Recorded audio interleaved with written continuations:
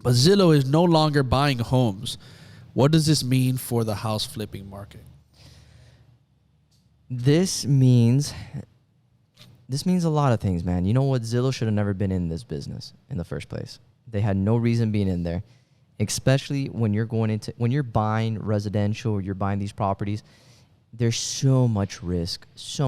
You need to hire people who, again, speaking from my experience with real estate is very unique because it's so local.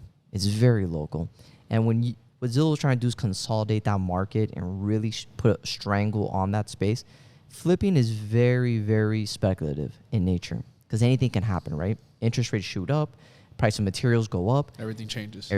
So think about it. When all the prices go up, these guys they bought all these properties. They try to flip them. Now, guess what? On the height of the pandemic, it was crazy. I was listing homes and getting 20, 30, 50 grand with appraisal waived. And I was getting those contracts, waiving the appraisal contingency, which is crazy.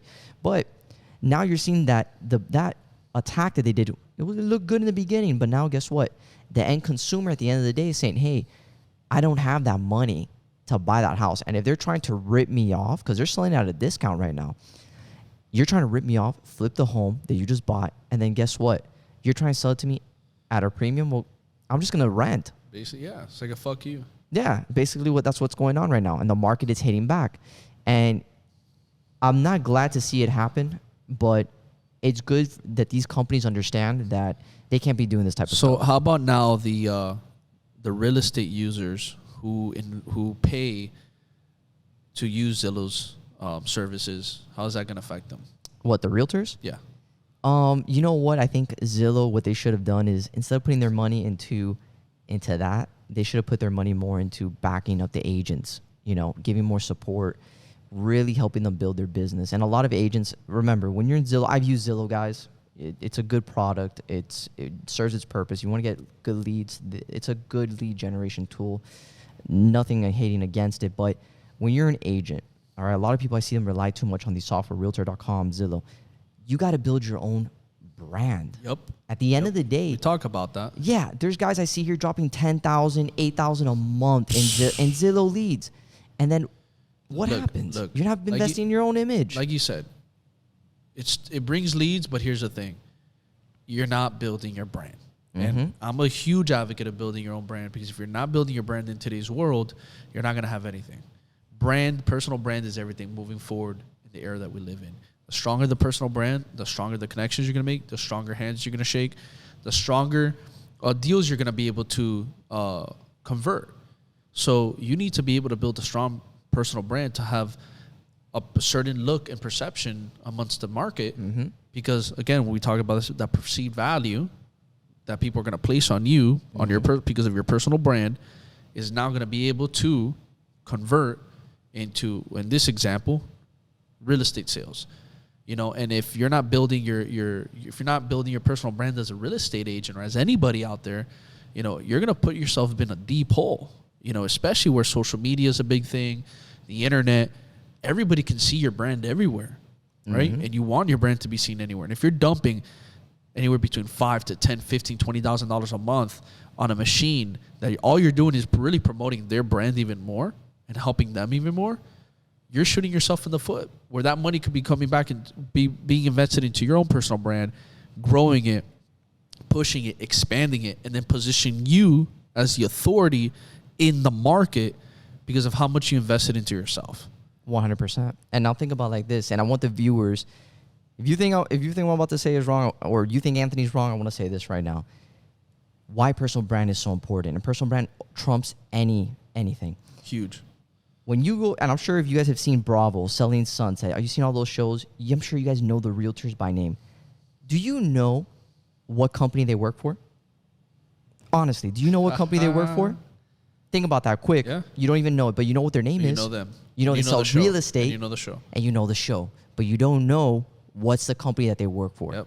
So instead of promoting... And you already think that they're big baller. Exactly. And going back to that, very important what Anthony was talking about, building that personal brand. Because at the end of the day, real estate is about personability. If you can connect with the client, they're going to buy and they're going to sell with you. Yep. Very important. Any industry that involves sales, which every industry involves sales. Everything.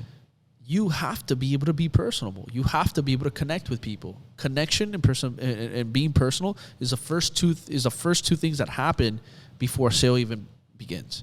If you cannot connect with somebody and be personable, forget the sale. Forget it. So you need to build a personal brand that shows who you are, shows what you do, shows what you talk about, your education, your value, your authority, your lifestyle, your beliefs, right? Shows people what you stand for, shows people who you are as a person in the competitive market that you're in, so you can separate yourself apart. But if you keep giving Zillow and all these other companies tons and tons of money, and I'm not saying don't put money into certain things to help you, but if you're constantly giving them all your money and you're putting all your eggs in one basket, you're shooting yourself in the freaking foot. You're shooting yourself in the freaking foot. And I feel bad if any of you that are watching this used to work for Zillow, guys. I really feel for you. That is terrible, because they laid off around 2,000 employees because of this move. You know, trying to be aggressive, trying to be ahead of the curve. If you stay in your lane, you're trying to consolidate a whole market, real estate, and I'm gonna tell this to owners, homeowners, home buyers. You want the volatility. If home ownership becomes a monopoly or becomes controlled by any one organization, forget about that volatility where you can say, hey, you know what? I'm going to list my house for $600,000, $1 million, and wait for what the market does. Those imperfections in the market create those opportunities. Someone can laugh at you. You can have your home listed for 2 years, put it for $1 million. I've had people in Miami. They're like, I'm going to list my house. Their home was worth $450,000. I'm going to list it for $600,000. You know what? I would do it for them. List it for them. Boom. You know what? A year passes by. Now it's gone.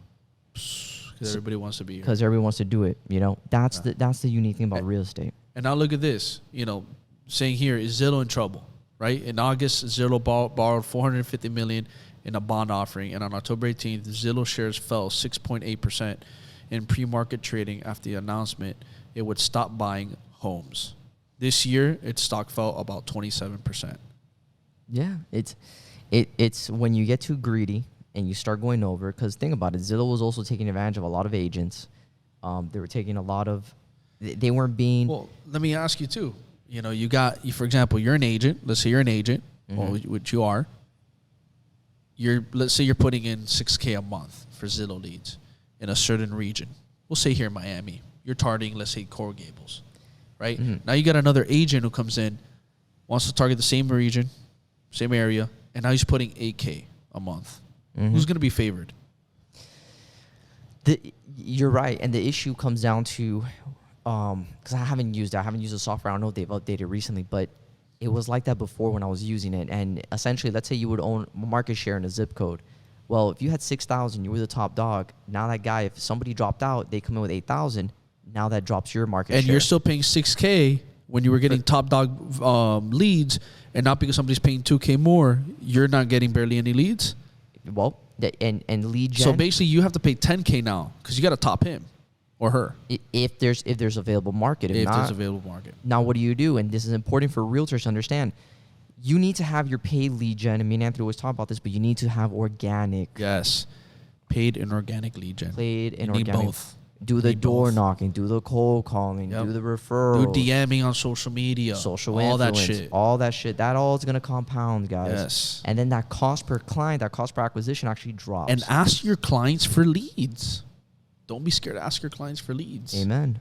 Get referrals. Those are the best ones. They're the most trustworthy prospects you can get. Is ask your current clients for leads, especially if you did a great job. Why wouldn't they refer you somebody? Amen. All day. All day. So always go back to understanding organic is still going to be a huge lever in your business and pushing forward that agenda for you.